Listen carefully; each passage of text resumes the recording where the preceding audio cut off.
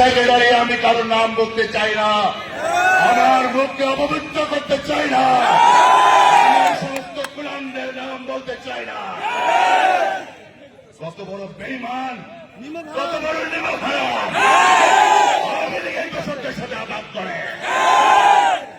2018 সালে আমার নেতা ভারপ্রাপ্ত চেয়ারম্যান জনাব তারেক রহমানের প্রতি কৃতজ্ঞতা জানাই। 18 সালেও আমাকে উনি নির্বাচন করার জন্য আমাকে পাঠিয়েছেন।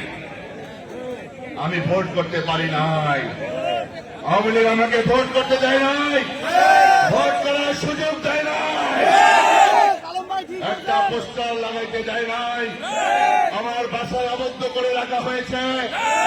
আমার পরবর্তী আমার প্রতিবেশী, আমাদের বলার কৃতি সন্তান, বীর মুক্তিযোদ্ধা, বিএনপি জাতীয় স্থায়ী কমিটির সদস্য, আমাদের শ্রদ্ধেয় নেতা হাফিজ ভাইকে ভোট করতে দেয় নাই, চারিদিকে ব্যারিকেড দিয়ে রেখেছে।